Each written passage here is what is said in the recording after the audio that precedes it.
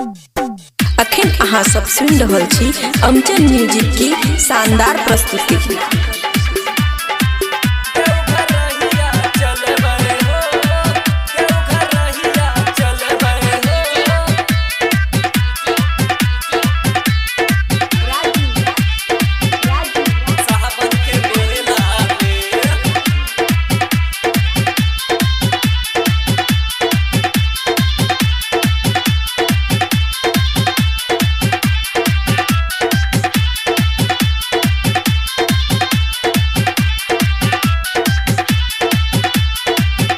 Recording studio बलुआहा। सावन के मेला में है भौजी देवघर के मेला में, सावन के मेला में है भौजी देवघर के मेला में। कि तोरा खिलेब पाकल केला है भौजी सावन के मेला में। कि तोरा खिलेबा हम पाकल केला है भौजी सावन के मेला में। सावन के मेला में है भौजी देवघर के मेला में। कि तोरा खिलेबा पाकल केला है भौजी सावन के मेला में। कि तोरा खिलेबा पाकल केला है भौजी सावन के मेला में।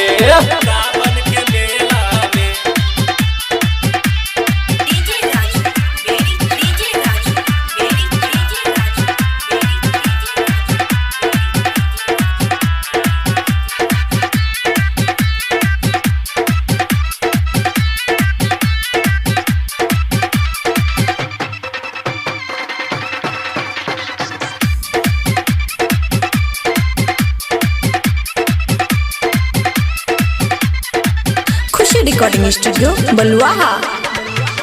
घुंघरू लागल कामर किनबै भैयो के ले जैबै हो। सुल्तानगंज से जलवा उठैबै देवघर रहिया चलबै हो। घुंघरू लागल कामर किनबै भैयो के ले जैबै हो। सुल्तानगंज से जलवा उठैबै बाबा नगरिया जैबै हो। देवघर के मेला में है भौजी सावन के मेला में। देवघर के मेला में है भौजी सावन के मेला में। कि तोरा खिलेबा हम पाकल केला है भौजी सावन के मेला में।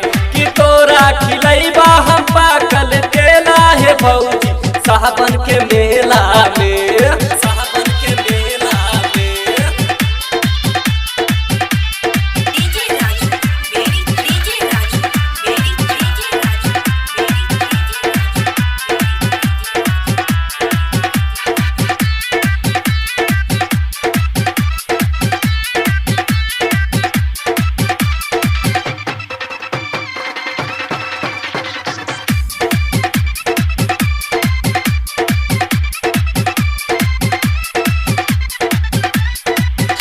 रिकॉर्डिंग स्टूडियो बलुआहा।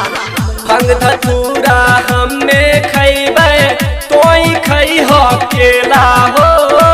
राजू राजा कहा जा पीतै एम सिंह रहतै साथे हो। एम सिंह रहतै साथे हो। भंग धतूरा हमे खैबै तोई खैहो केला हो। राजू राजा कहा जा पीतै एम सिंह रहतै साथे हो। सावन के मेला में है भौजी देवघर के मेला में।